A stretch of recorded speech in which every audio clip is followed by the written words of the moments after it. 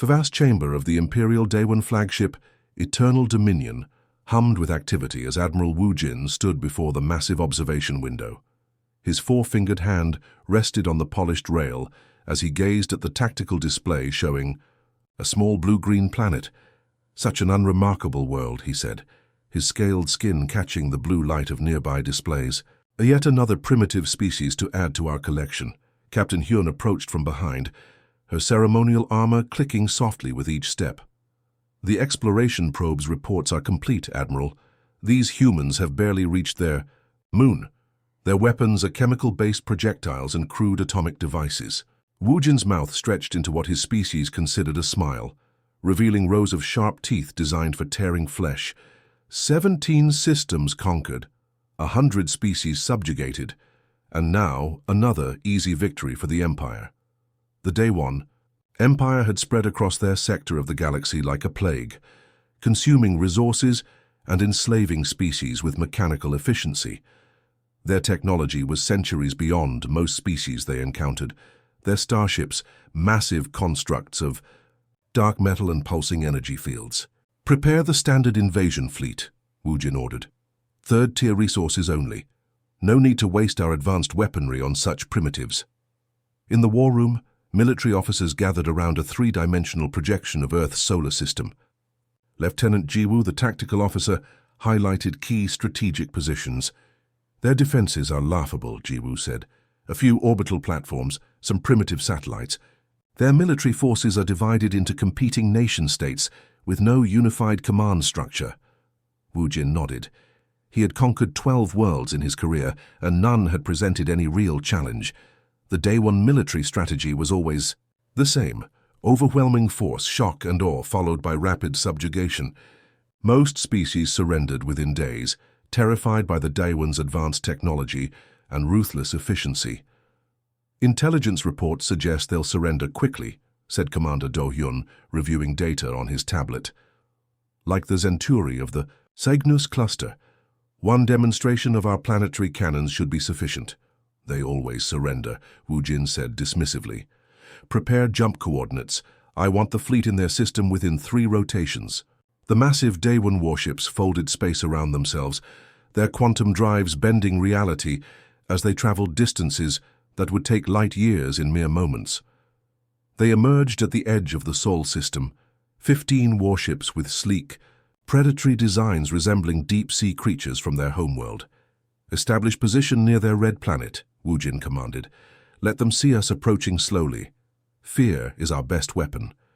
The Day One ships glided through space, their energy shields creating slight distortions around their hulls. Smaller scout ships flew ahead, gathering information and establishing the invasion grid.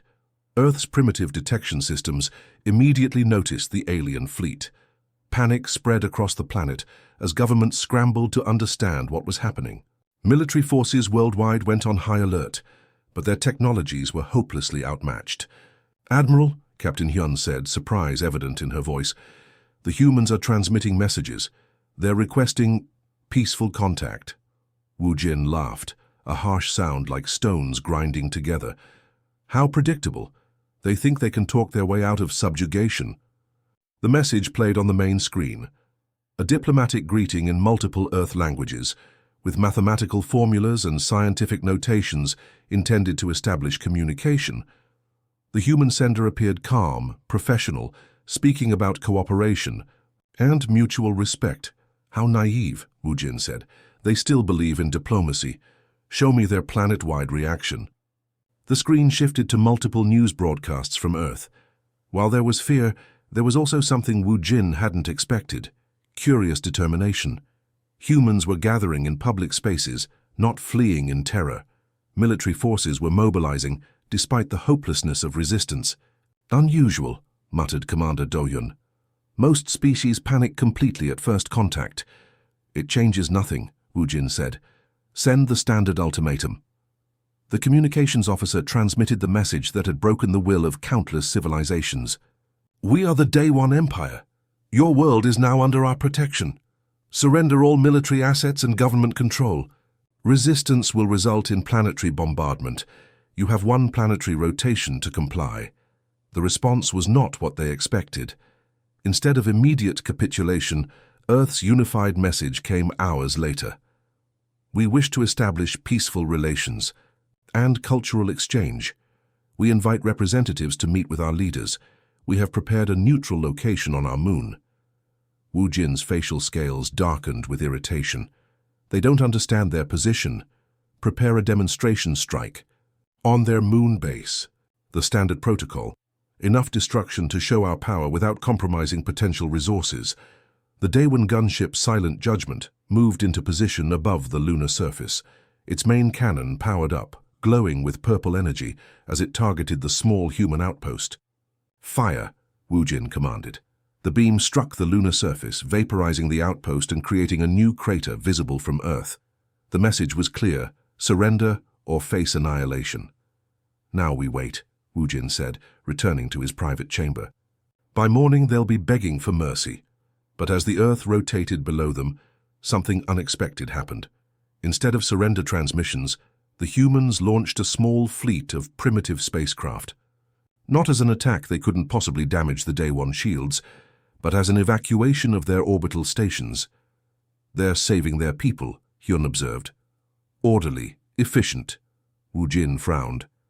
Irrelevant. Prepare landing forces for the Red Planet. We'll establish our first base there, then move to Earth. Standard conquest protocol. The invasion fleet approached Mars, their massive landing craft descending toward the small human colonies.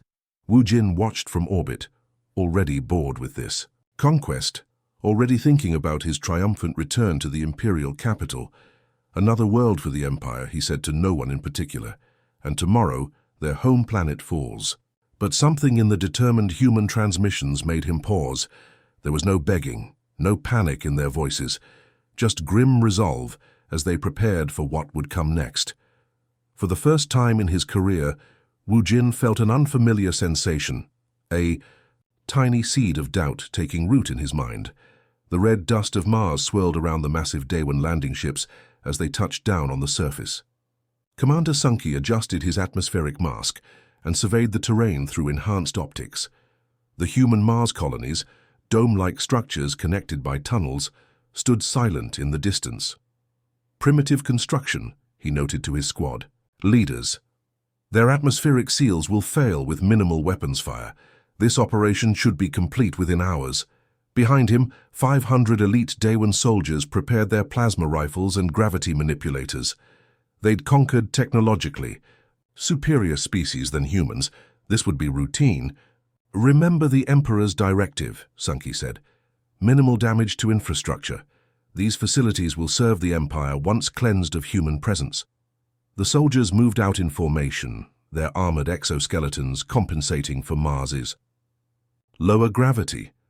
They looked almost insectoid, with multiple articulated limbs and reflective carapaces designed for maximum protection.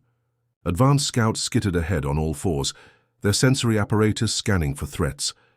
Admiral Wu Jin watched from the command ship in orbit, absently tapping his clawed fingers against the armrest of his chair. The humans are making no attempt to evacuate, reported Lieutenant Jiwoo, sounding puzzled. Our sensors detect movement inside the domes, but no ships are launching. They have nowhere to go, Wu Jin said dismissively. Begin the operation. On the surface, the Daewon forces approached the largest dome, a structure labeled Olympus Colony in human script.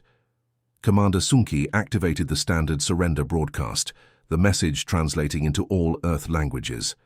Attention, humans. You are now subjects of the Daewon Empire. Exit your structures unarmed and submit to processing. Resistance will result in immediate termination. The response was silence. No doors opened, no humans emerged. Breach the main airlock, Sunki ordered. Standard containment protocols. 4 soldiers approached the airlock, planting shaped explosive charges designed to minimize atmospheric loss. The charges detonated with precision, cutting through the human metals like paper. The soldiers waited for the dust to settle, then moved into the airlock chamber. Inside they found nothing, no panicking humans, no automated defenses. Commander, one soldier reported, the colony appears abandoned. Sunki frowned. Impossible. Sensors showed life signs moments ago. That's when the floor beneath them exploded upward. Humans in pressure suits erupted from hidden compartments beneath the airlock floor, armed with what looked like mining tools, converted to weapons. Before the Daewon soldiers could react, high-powered mining lasers cut through two of their exoskeletons. "Ambush!" shouted Sunky as he fired his plasma rifle, vaporizing one human attacker. But the damage was done. His force had lost the element of surprise. Throughout the colony, similar scenes played out. Humans appeared from ventilation shafts, maintenance tunnels, and hidden rooms. They fought with a ferocity that shocked the Daewon forces. In orbit, Wu Jin watched in disbelief as casualty reports flooded in. "This is impossible," he snarled. "They're using mining equipment and projectile weapons against our elite forces." On his view screen, he watched a squad of his soldiers cornered in a hydroponics section.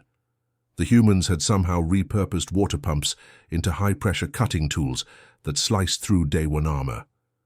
"They're not just fighting," Captain Hyan observed. "They're fighting smart, using their knowledge of the terrain."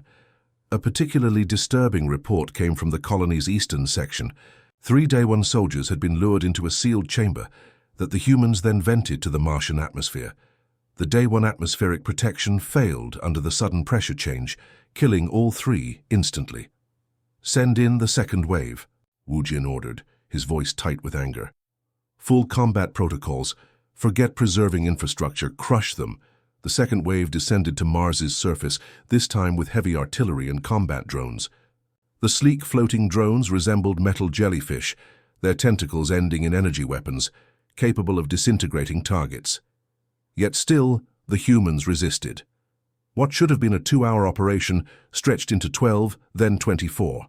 "Admiral," Captain Hyun reported, "we've lost contact with Squad 7 in the underground tunnels." Wu Jin slammed his fist on the command console. "How? Our communications penetrate solid rock." "The humans appear to be using the colony's metal infrastructure to create interference fields. They're adapting our weaknesses in real time." In the colony's central hub, Commander Sunki found himself in the heaviest fighting yet. His force had pushed the humans back, but at terrible cost. Nearly 30% of his soldiers were dead or seriously wounded, unheard of casualties for a simple conquest.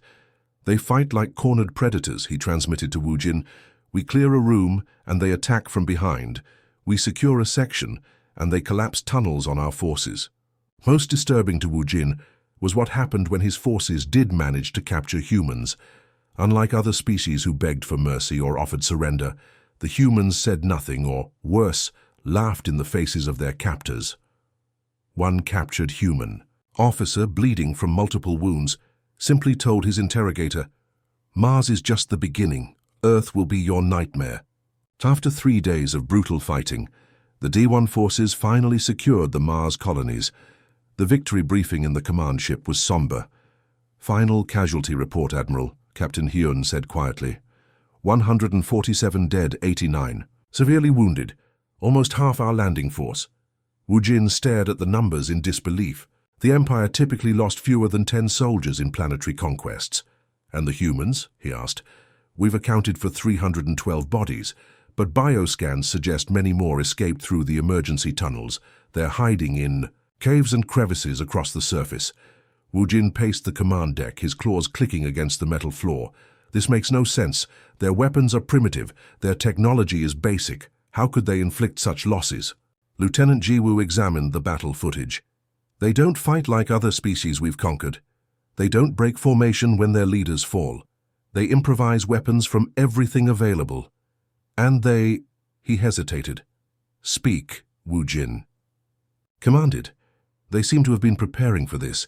The ambushes were too well coordinated, the traps too well placed." Commander Sunki, his armor still covered in Martian dust and human blood, stepped onto the bridge. "Admiral, my troops found this in the colony's central computer." He projected an image, tactical plans, evacuation routes, combat strategies against technologically superior invaders. "These are dated months before our arrival," Sunki said. "Somehow they were preparing for an invasion.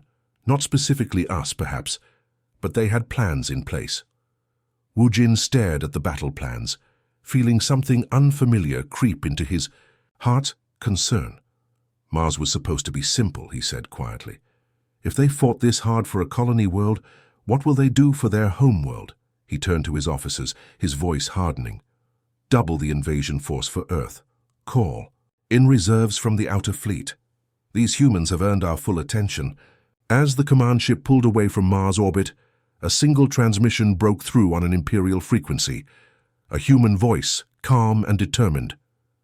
You won the battle, but you should know. Earth is watching, and Earth is ready. Admiral Wu Jin stood before the holographic projection of Grand Marshal Kijun, the supreme military commander of the Day One Empire. Even as a projection, Kijun's presence dominated the room. His ceremonial armor adorned with the bone fragments of conquered species, his four eyes narrowed in obvious displeasure. You request reinforcements?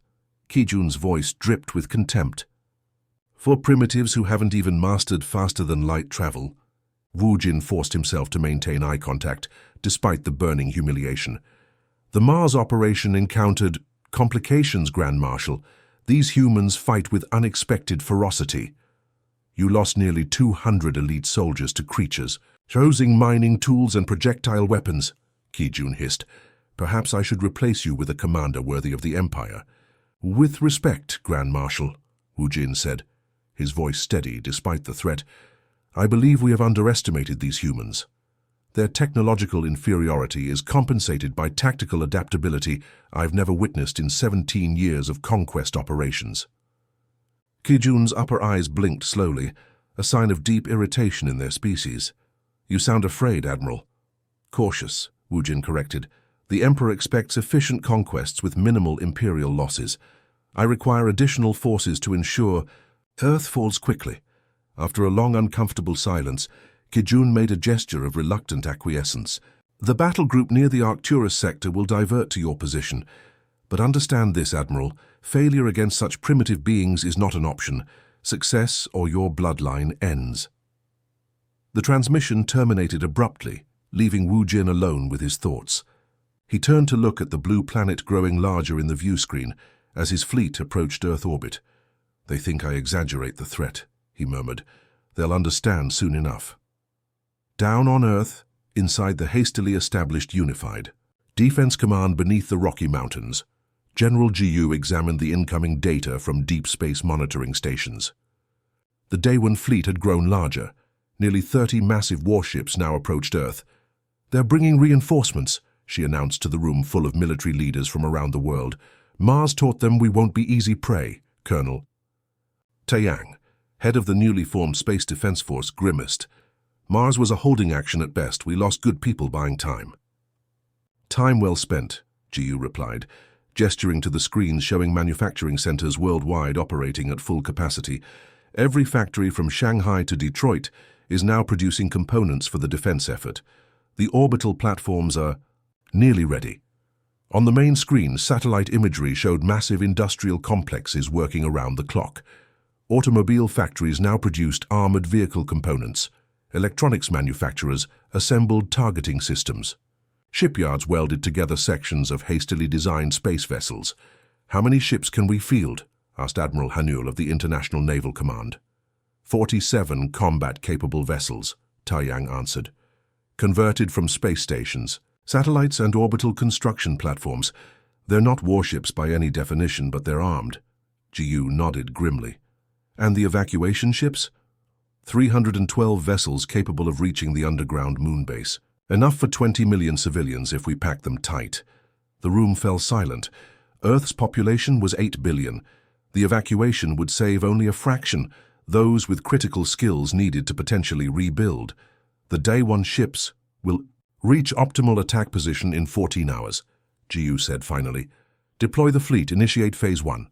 Admiral Wu Jin watched with mild amusement as Earth's fleet moved into defensive positions. The ships were clearly repurposed civilian vessels, ungainly with weapons bolted onto frames never designed for combat. They think those toys can stand against Imperial warships? Captain Hyun said with a laugh.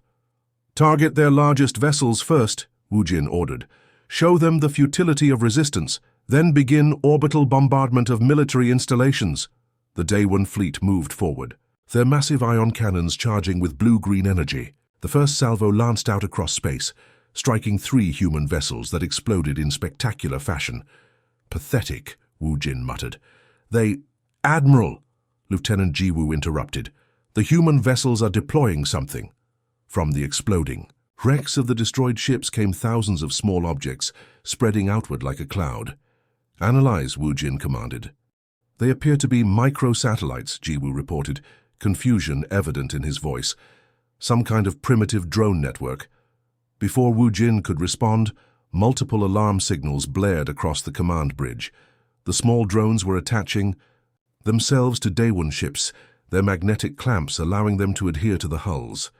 "Trivial," Wu Jin said dismissively.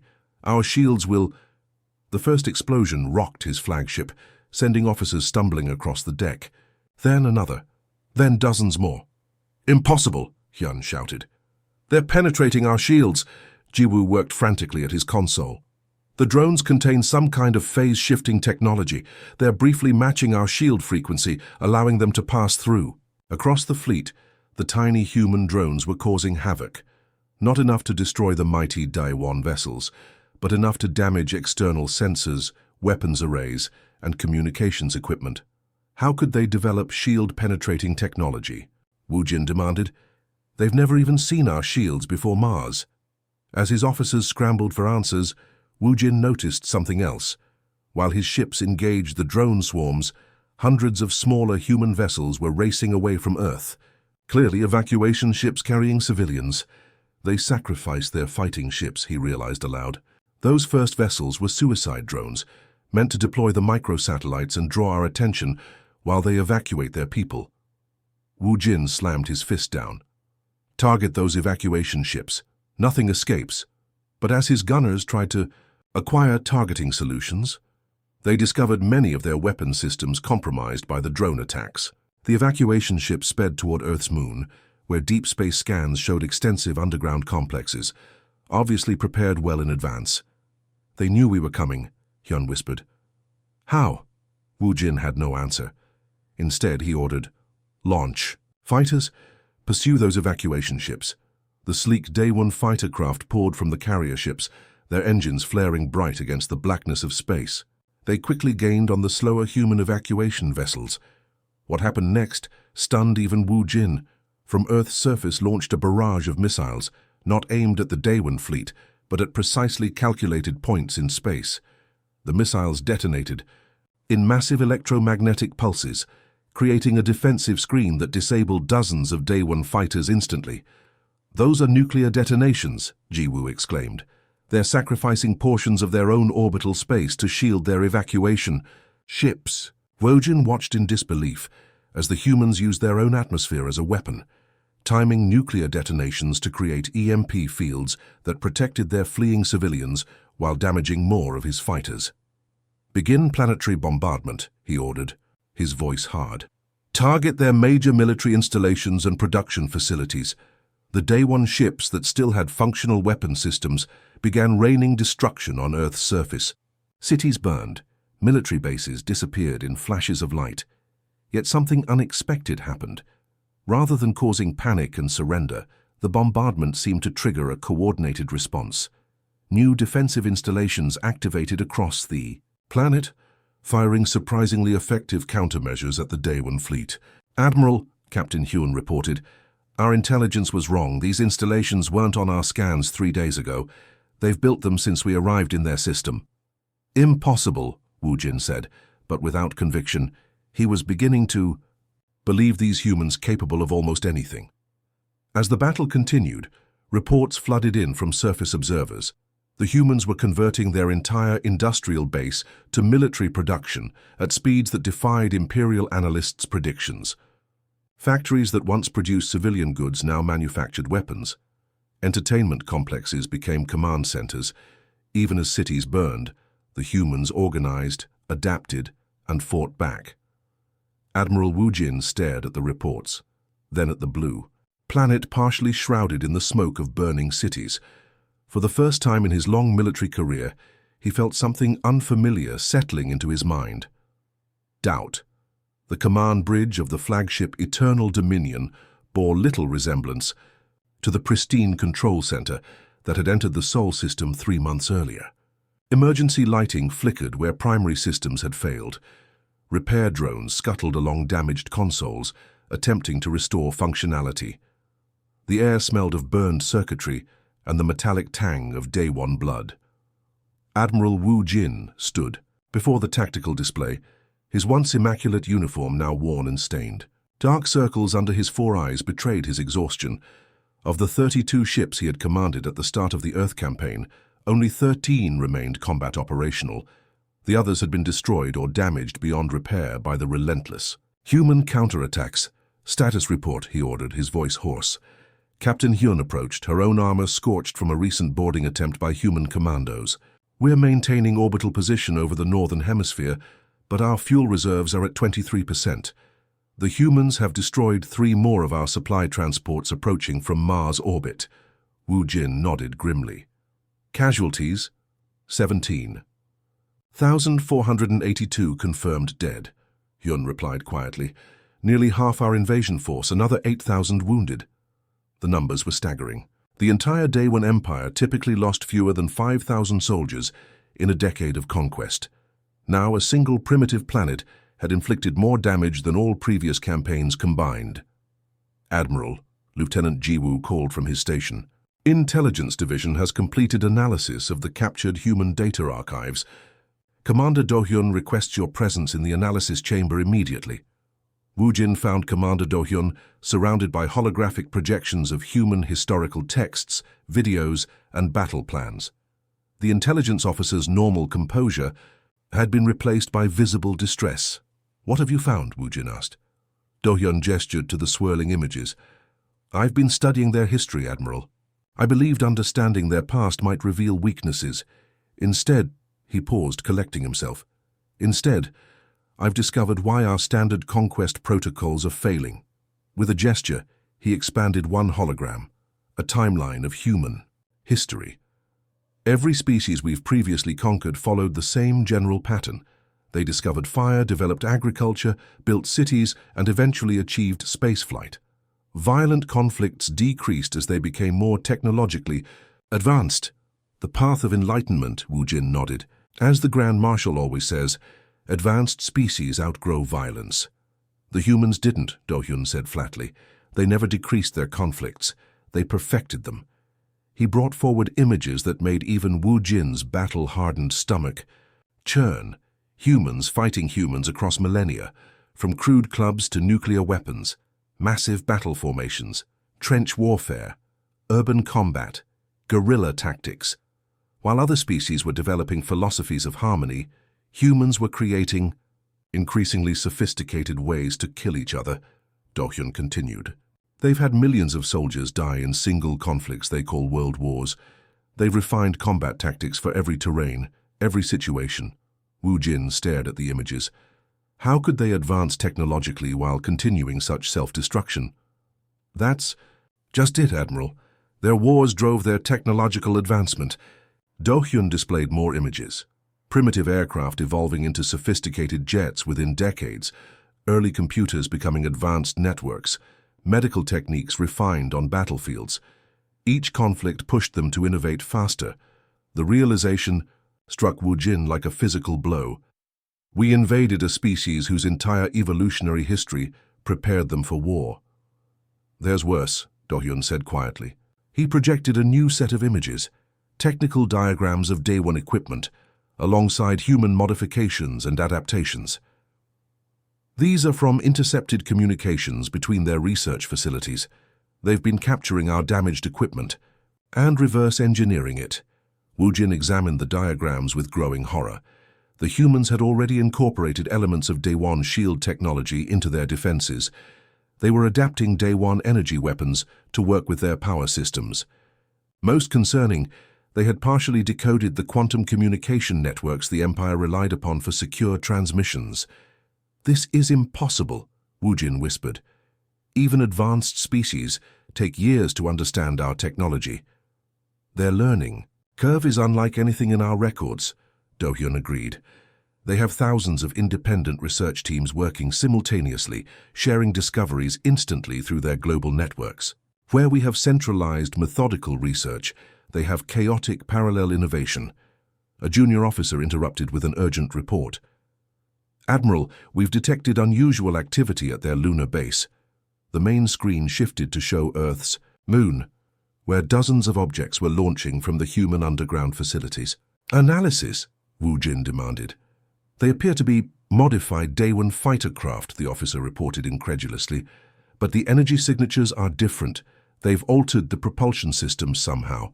As they watched, the human-modified fighters performed maneuvers that should have been impossible. Turns too tight, accelerations too rapid for the original Day-1 designs. "They've improved our engines," Hyun said, disbelief evident in her voice. "They didn't just copy our technology, they enhanced it." Without warning, the modified fighters began an attack run on the weakest Day-1 vessel, the damaged cruiser Silent Verdict. Their weapons fired strange pulse patterns that fluctuated in frequency. They're testing shield penetration sequences, Jiwoo realized aloud. "Trying different energy patterns to find our weaknesses." They watched in horror as the human fighters found a frequency that partially disrupted the cruiser's shields. 3 fighters sacrificed themselves in suicide runs against the exposed sections, causing catastrophic damage. The Silent Verdict broke apart in space, secondary explosions consuming what remained of the once proud warship. 700 crew, Wu Jin said quietly, lost to creatures who shouldn't even understand how our shields function. He turned to his gathered officers, seeing his own fear reflected in their eyes. "The Empire has made a grave miscalculation. We assessed their technology level and assumed primitive minds behind it. But these humans," he gestured to the historical record still floating in holographic display, "they think in ways we don't understand. They've spent their entire existence trying to kill each other, and now they're applying those skills to us." As if to punctuate his point, alarms blared throughout the flagship. "Multiple human craft approaching from Earth atmosphere," announced the tactical officer.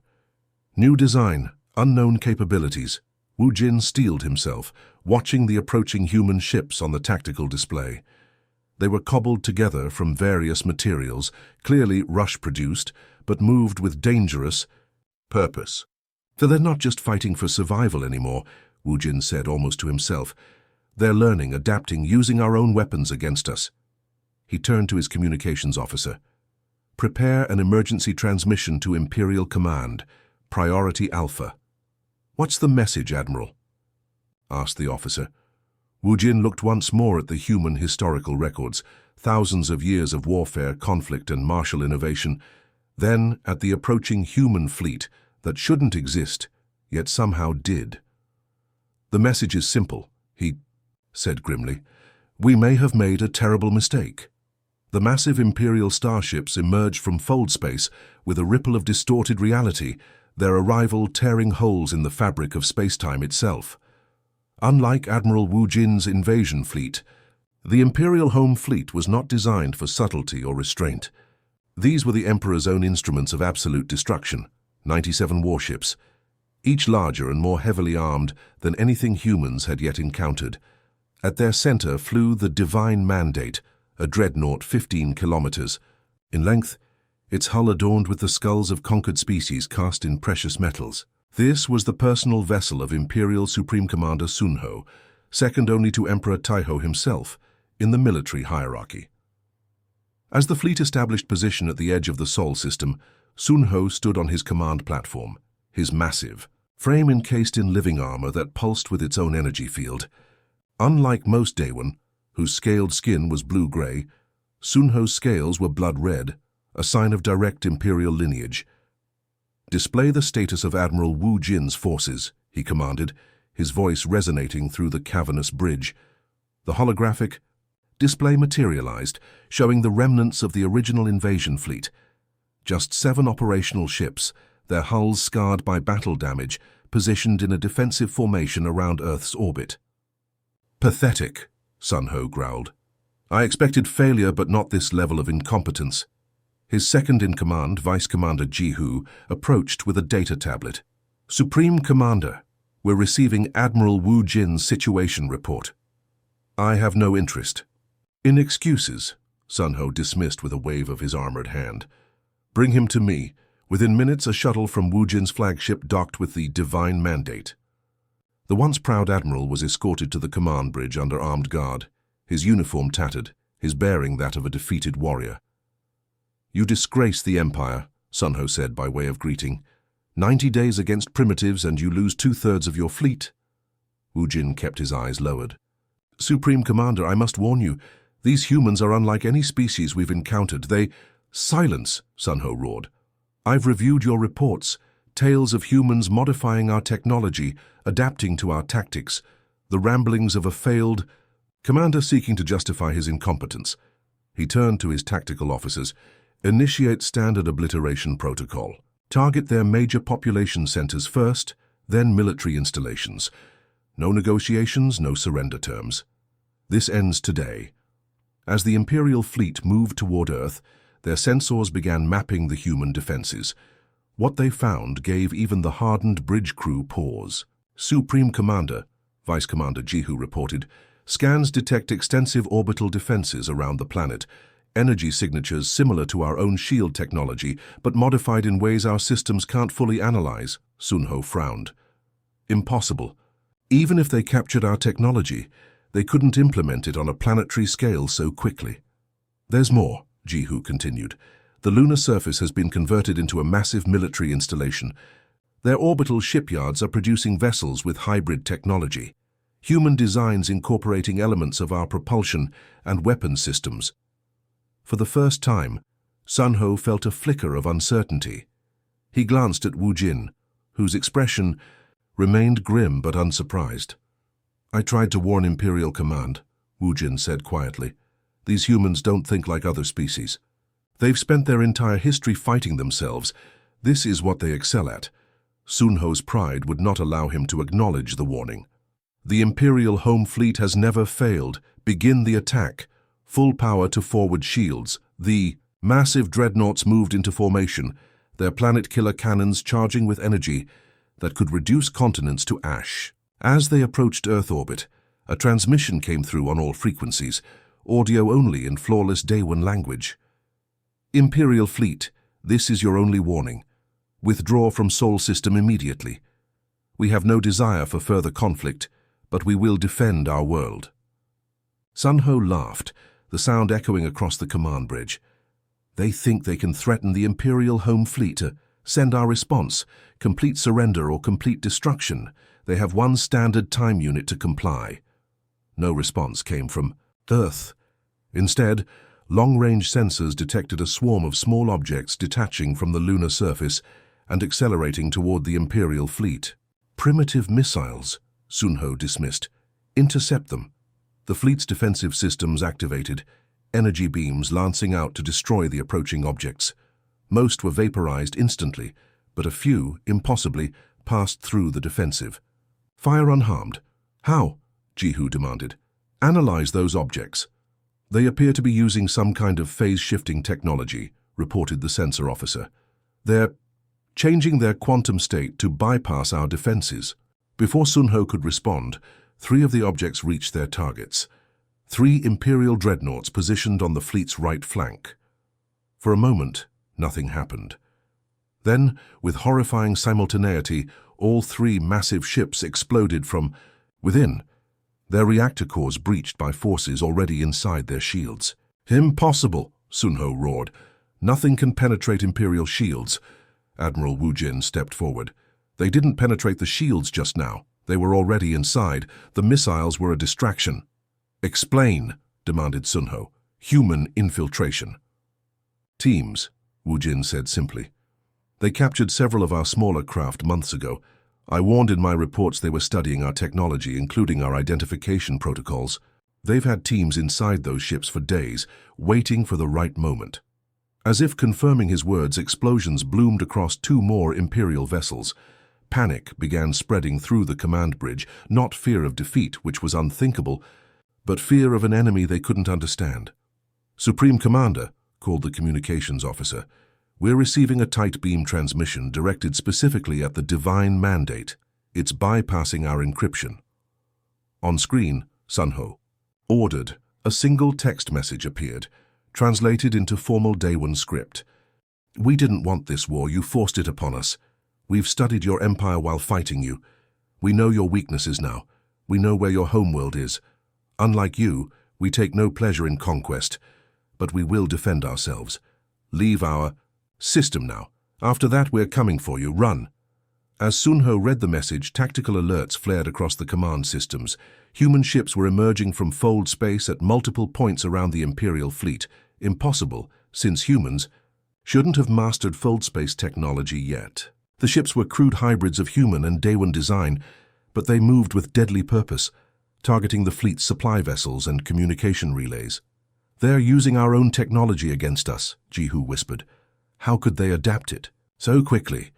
Sunho stood frozen, watching as centuries of imperial military doctrine collapsed before a species that should have been conquered in days. More alerts sounded as data storms hit the fleet's communication systems. The humans were transmitting massive data packages directly into the imperial navigation computers. What are they sending? Sunho demanded. The navigation officer's voice shook as he replied, detailed deployment plans, showing human fleets already en route to our outer colonies. They've included jump coordinates, arrival times, force compositions. A bluff, Sunho insisted, but uncertainty had crept into his voice. Admiral Wu Jin stepped forward, facing the Supreme Commander directly. Is it?